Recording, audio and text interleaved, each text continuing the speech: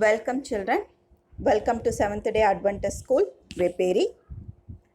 I once again welcome the students of 6th standard B1 and B2 section for your biology YouTube session. This is your Hema Malini Miss, your biology teacher, presenting this videos for you. Let's start this session with a word of prayer. Our most gracious, loving Father in heaven, we thank you for this good day you have added in our life. Lord, we thank you for this video session. Lord, help all my children to understand what is going to be taught in this video session. Help them to understand and grasp what is going to be taught. Be with all my children. Give them good knowledge and understanding power. Lord, we specially pray for our school members who gave this opportunity to learn through online. We specially thank for our school management. We pray for our school management who are supporting us during this pandemic period. Thank you, Lord, and be with us, guide us throughout this video session. We ask these few mercies in the precious name of our Lord and Savior Jesus Christ. Amen. Yes, children, I welcome you once again for your biology video session. Hope all are fine and safe at home. Stay home, stay safe. The content, what all you are going to learn in this year. You'll be having 8 lessons, complete 8 lessons you'll be having in your biology. The first lesson will be the science of life. The second lesson will be the cell. The third lesson will be plant life. The fourth lesson will be the digestive system. The fifth lesson will be the respiratory system. The sixth lesson will be circulatory system. Seventh lesson will be health and hygiene.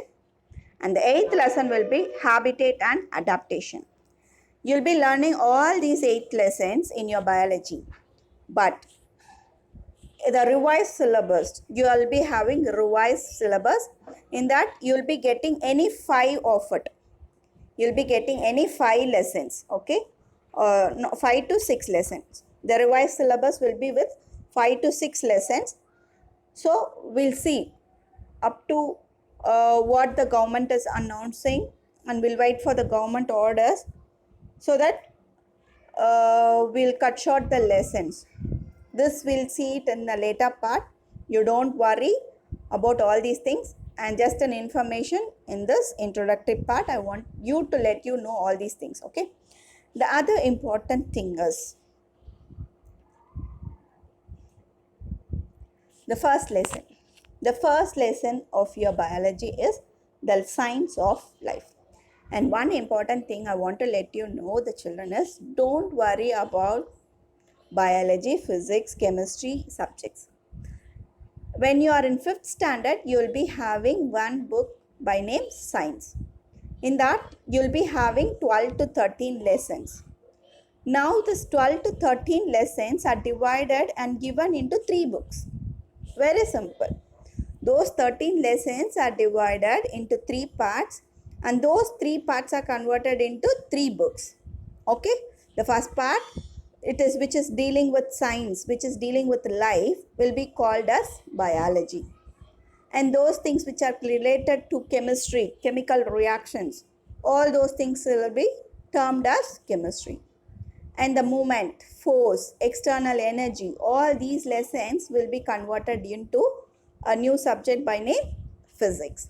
Okay, don't worry children about this biology, physics, chemistry and all. Don't get confused also. When you are studying something about life, then it is called biology. Biology is a branch of science that deals with life. Branch of science that deals with life. Okay, children, branch of science that deals with life is biology. Okay. Is it clear, children? Branch of science that deals with life is called biology. Now, your first subject, first lesson will be this thing. The first lesson of your biology is science of life. Okay. Now,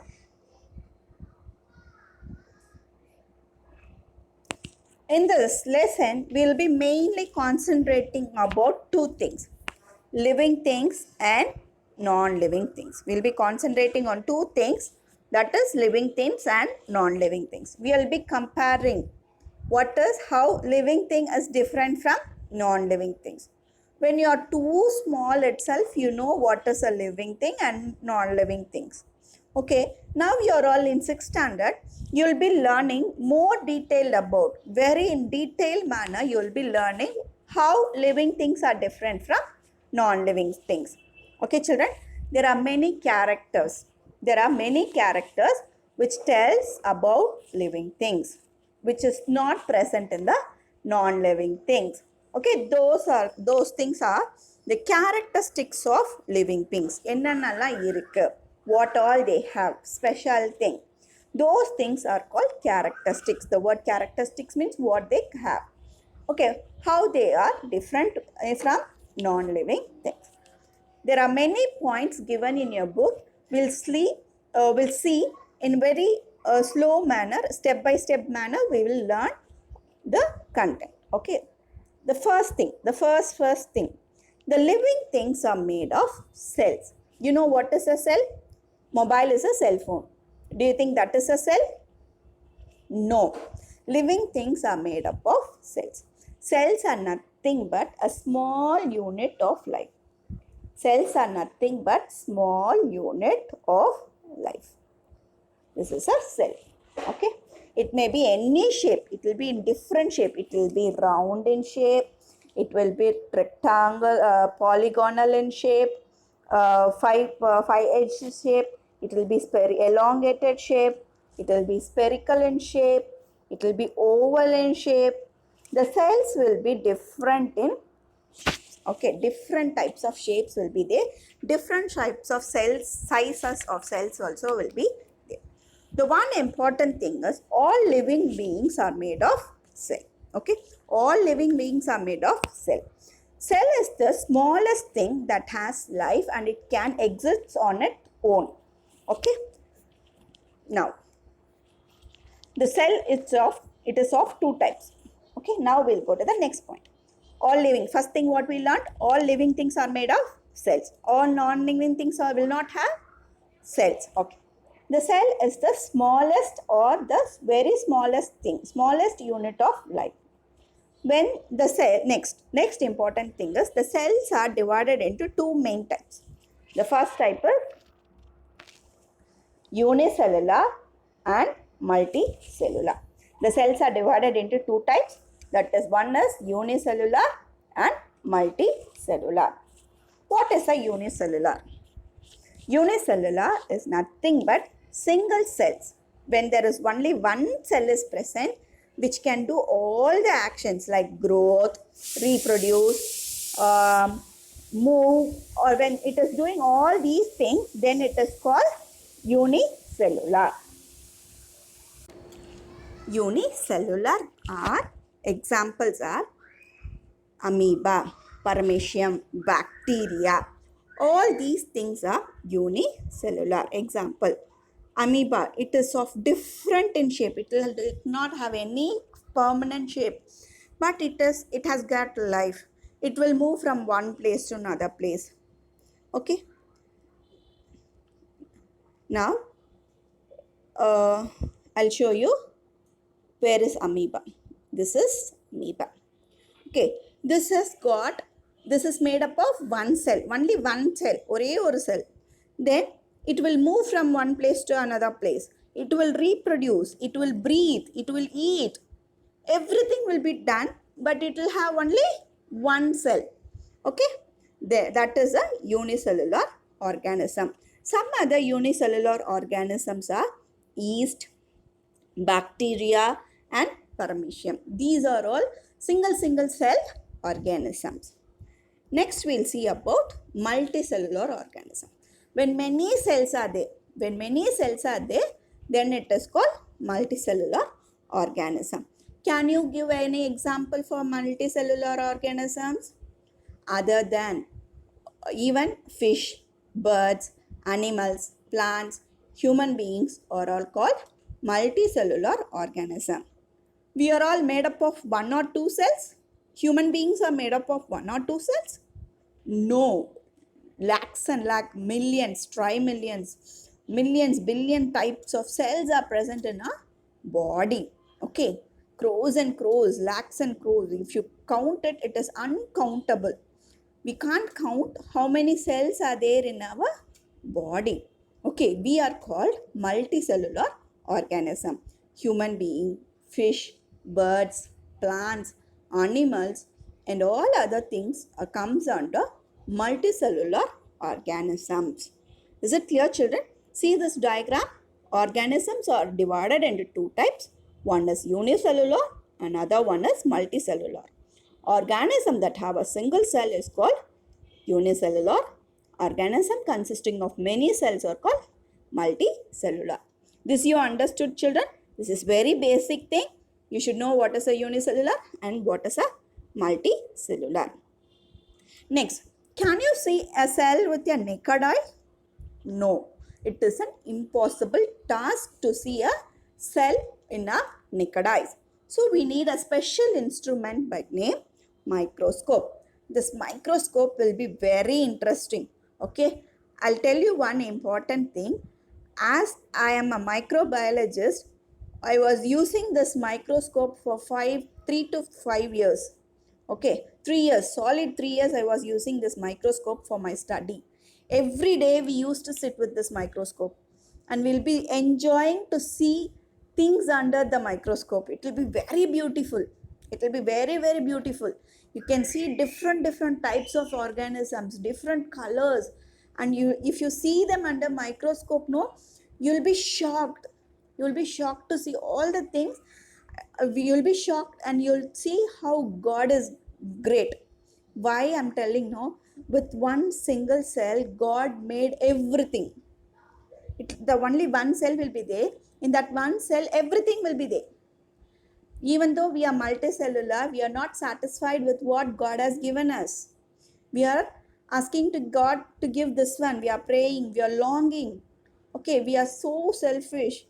And every time we are grumbling. Okay, Lord, give me this. Lord, give me that. Lord, we need this. But God is so great by creating single cell and He kept everything inside that cell. So each and every day, children, try to thank God for what He has given to us. Okay, thank God. Whatever you have, you say thank you to God. Then God will bless you abundantly. Okay, children, let me get into the lesson. This microscope is a very good instrument where you can see all minute organism in a very magnifying manner, in a very bigger size. Magnifying manner means in a very bigger size. It will be magnified. You can see the small cell in a bigger size. That is called magnifying process. Okay, they will be looking in a larger. This my instrument makes things to appear in larger in size. Next lesson you will learn in detail about this microscope. Okay, this microscope and the other things and all, you will be learning it in a very detailed manner in the very next lesson itself. Now we are coming next point. First point, we learned that living things are made of cells. Next, living beings can grow and non-living things cannot grow, but there will be a changes. I'll tell you what all the changes. First, as you know, if you sow a seed, it grows into a plant. If you'll be a small boy or a small girl, you'll become a big boy, big girl, and after a boy and girl, you'll become a big man and big woman. This is a growth. All this growth will take place inside your body. Okay, all these things will take place inside your body, whereas in non-living things the growth will take place outside. For example, a balloon is given to you. If I ask you to blow it, you will blow. You will push the air inside you will blow the air inside the balloon and the size of the balloon will become big. This is also a term of a growth. But for this growth, we need an external energy. The energy should be given outside, from the outside part. So, non-living things cannot grow inside. They need some external force. Then they can grow. Is it clear, children? In living things, the growth is seen inside. If you take food, if the food is converted into energy and the energies are taken into the cell, when the cell grows, you also will grow. This is the growth in the living things. If you eat energy food, the food is taken into a body, the food is converted into energy. This energy is taken by the cells and the cells will multiply and grow. So automatically what will happen? You will grow from a baby to a boy to a man, and man to a old man, and lastly there will be some death will. This you no need to worry. There will be growth in the living things in the internal part or inside. Now let me come to the non-living things. As it is, the growth will be there, but the growth will be from external side. Next thing, living things need food. Living things need food. Non-living things do not need any type of food. When you are coming to food category, we are dividing this living things into two types. Okay, I forgot to add one side. When the living things are there, we are going to divide this living things into two types. One is autotrophs. Another one is heterotrophs. Okay, what is mean by autotrophs? Autotrophs are nothing but plants. Autotrophs are nothing but plants. Okay, why you are telling autotrophs, and for that why I am giving example as plants. Why? Because plants are the organisms, living organism, which can prepare their own food. Is it clear, children? Autotrophs means the organism which can prepare their own food is called autotrophs. Okay? They can manufacture their own food using solar energy, water and carbon dioxide. This process is called photosynthesis. Is it clear, children? Autotrophs are nothing but the organism which can manufacture their own food is called organism. Examples are, the one and only examples are plants. Okay. Can we make our own food? Can we take the sunlight? Can we take the water and carbon dioxide, put it in a bowl? Can we produce a food? No, we can't produce a food with these three things. We can prepare food with the help of what?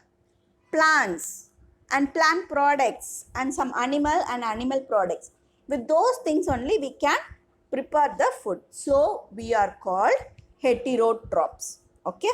Before going to heterotrophs, we'll see you how the plants are producing the food. They take the sunlight here. The plants take the sunlight from the sun. They take the carbon dioxide from the air. They take water from the ground. And they prepare food in the leaf. And this is how they get their own food. So the plants are called autotrophs. The spelling for autotrophs is